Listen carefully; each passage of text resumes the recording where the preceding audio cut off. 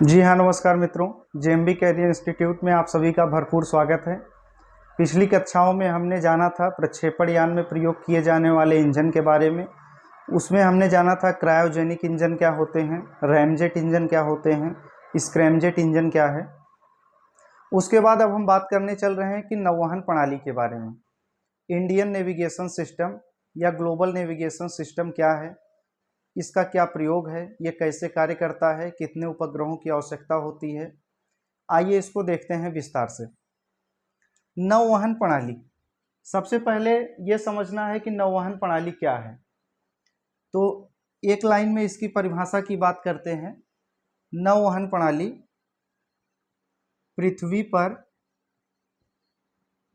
पृथ्वी पर स्थित किसी चल अचल वस्तु का लाइव लोकेशन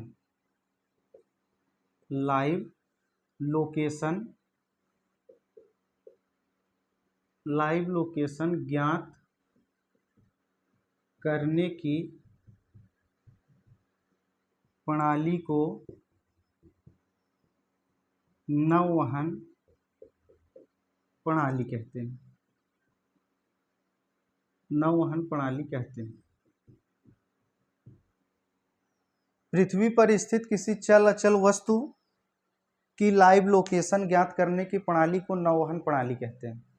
जैसे हम यहाँ पर हैं, क्लास ले रहे हैं। वर्तमान में जब सैटेलाइट से हमको देखा जाएगा तो हम कौन से लॉन्गिट्यूड लैटिट्यूड पे हैं, कहाँ पर उपस्थित हैं, ये जिस प्रणाली से ज्ञात होगा वही नौवहन प्रणाली या नेविगेशन सिस्टम है। अब हम बात करते हैं कि नौवहन प्रणाली कौन सी बेहतर मानी जाती है। आपको पिछली कक्षा में बताया जा चुका है कि मान लीजिए हमारी पृथ्वी है। यदि हमको इस पृथ्वी की पूरी इमेज लेनी है तो यदि हम यहाँ एक उपग्रह रखते हैं तो उससे पृथ्वी का केवल 42% हिस्सा ही कवर हो पाता है। तो इस हिसाब से हमें एक स्थान पे लगभग 3 उपग्रह चाहिए ताकि हम पृथ्वी के 100% हिस्से को कवर कर लें। तो एक बात आती है कि सर कितने उपग्रह की आवश्यकता होती है बेहतर नौवहन प्रणाली के लिए। तो बेहतर नौवहन प्रणाली के लिए मिनिमम 3 उपग्रह की आवश्यकता होती है। 3 उपग्रह की आवश्यकता होती है। बेहतर नौवहन प्रणाली के लिए मिनिमम 3 उपग्रह की आवश्यकता होती है। अब हम बात करने चल रहे हैं कि नौवहन प्रणाली कितने प्रकार की होती है। नौवहन प्रणाली कितने प्रकार की होती है। तो नौवहन प्रणाली मुख्य रूप से 2 प्रकार की होती है। एक होता है वैश्विक नौवहन प्रणाली और एक होता है क्षेत्रीय नौवहन प्रणाली। वैश्विक का मतलब है ग्लोबल नेविगेशन सिस्टम और क्षेत्रीय का मतलब है रीजनल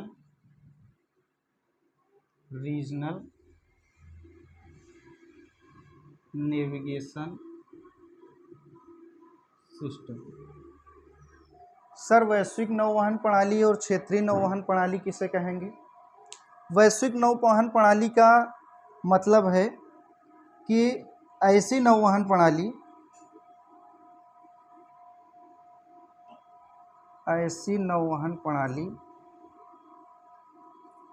जो पृथ्वी का संपूर्ण इमेज एक बार में प्रस्तुत कर दे। एक बार में प्रस्तुत कर दी। ये इतनी व्यापक नौवहन प्रणाली होती है जो पृथ्वी के संपूर्ण इमेज को एक बार में प्रस्तुत कर दे, उसे वैश्विक नौवहन प्रणाली कहते हैं। अब हम बात करते हैं क्षेत्रीय नौवहन प्रणाली। क्षेत्रीय नौवहन प्रणाली एक ऐसी नौवहन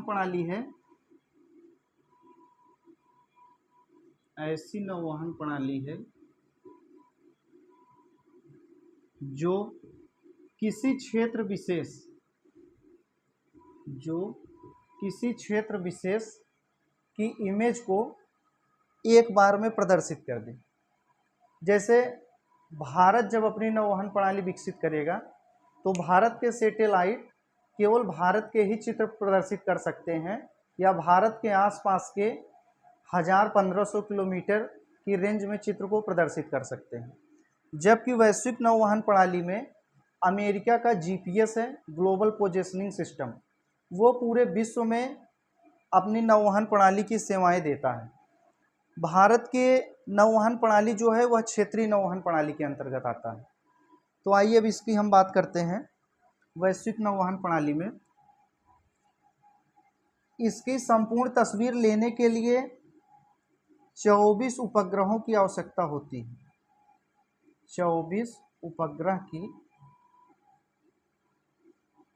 आवश्यकता होती है। 24 उपग्रह की आवश्यकता होती है वैश्विक नौवहन प्रणाली को चलाने के लिए। क्षेत्रीय नौवहन प्रणाली चलाने के लिए 24 से कम भी रहेगा, चल जाएगा। जैसे भारत में जो नाविक है, नाविक नौवहन प्रणाली है, भारत की है, इसमें 7 उपग्रह लगाए गए हैं। 7 उपग्रह लगाए गए हैं। उसके बाद अब हम इसमें बात करते हैं कि कौन कौन सी वैश्विक नौवहन प्रणालियां हैं। जैसे एक है आपका जीपीएस, ग्लोबल पोजिशनिंग सिस्टम, यह अमेरिका की नौवहन प्रणाली है, अमेरिका का जीपीएस है। उसके बाद एक है ग्लोनास, यह आपका रूस का नौवहन प्रणाली है। एक जीपीएस हो गया, उसके बाद एक आपका ग्लोनास हो गया, उसके बाद एक है गैलीलियो,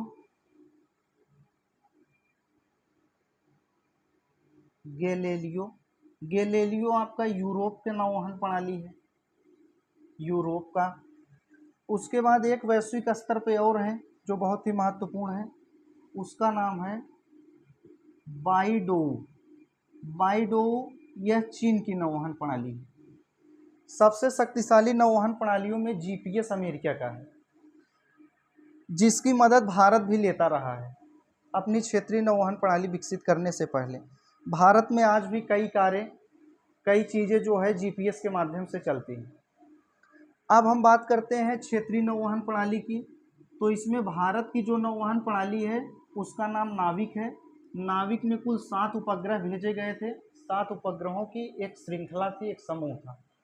उन उपग्रहों का जो नाम रखा गया वो रखा गया था IRNSS। इसमें था 1A, 1B, 1C, 1D, 1E, 1F, 2, 4, 6 और 1G। इतने उपग्रह एक साथ भेजे गए थे। परंतु 2018 में 1A सैटेलाइट की जो परमाणु घड़ी थी, एटॉमिक वॉच, वो खराब हो गई थी। तो उसको सुधारने के लिए एक उपग्रह लॉन्च किया गया, 1H भेजा गया, परंतु ये असफल रहा। उसके बाद इसको विस्थापित करके एक उपग्रह भेजा गया, 1I भेजा गया, ये सफल रहा। तो भारत के जो नौवहन प्रणाली है उसका नाम नाविक है, उसमें 7 उपग्रहों की श्रृंखला है। जिसमें 1A इस समय नहीं है, 1B, 1C, 1D, 1E, 1F, 1G, 1I चल रहा है। H भेजा गया था जो असफल हो गया था, तो वर्तमान में 2018 में इसको भेजा गया। ये नौवहन प्रणाली के बारे में हो गया।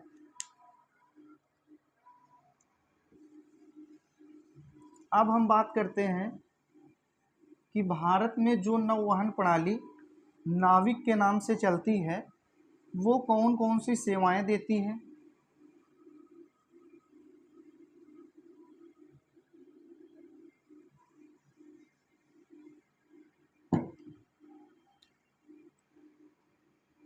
जो नौवहन प्रणाली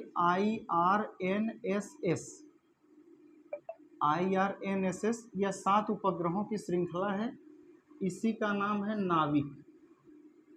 नाविक, जो कि भारतीय नौवहन प्रणाली है। ये जो है दो तरह की सेवाएं देती है,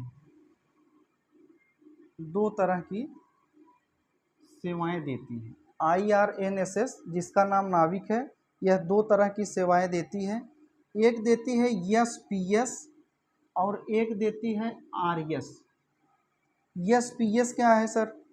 SPS का मतलब होता है स्टैंडर्ड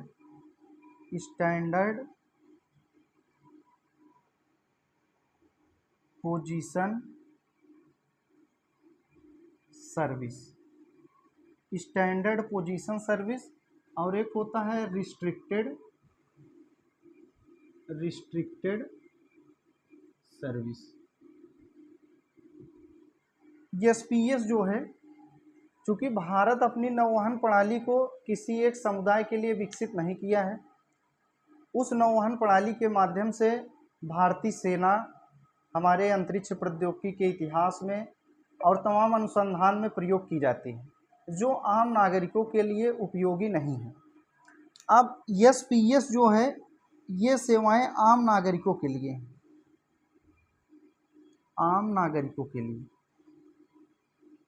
इससे भारत की एकता अखंडता को कोई खतरा नहीं है, कोई डाटा आम नागरिकों को देने से मनाही नहीं है। SPS के अंतर्गत जो रिस्ट्रिक्टेड सर्विसेज हैं, ये आम नागरिकों के लिए उपलब्ध नहीं है। ये सिर्फ भारत सरकार को या भारतीय सेना को या जो भी हमारे वैज्ञानिक हैं, इसरो, DRDO को, उनकी मदद के लिए इस प्रकार की सर्विसेज दी जाती हैं। ये आम नागरिकों के लिए अवेलेबल नहीं, ठीक है। ये सेवाएं जो हैं वो इनक्रिप्टेड होती हैं, इसको कोई भी आम नागरिक प्राप्त नहीं कर सकता। तो दो तरह की सेवाएं IRNSS नाविक जो है प्रदान करता है, एक SPS और एक RS। इससे पहले जो है, नाविक की खोज से पहले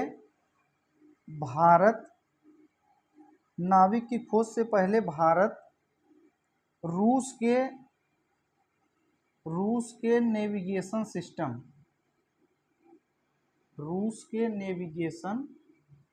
सिस्टम ग्लोनास पर निर्भर था। ग्लोनास जो है, यह एक वैश्विक नौवहन प्रणाली का हिस्सा है। ग्लोनास वैश्विक नौवहन प्रणाली का हिस्सा, इस पर निर्भर था।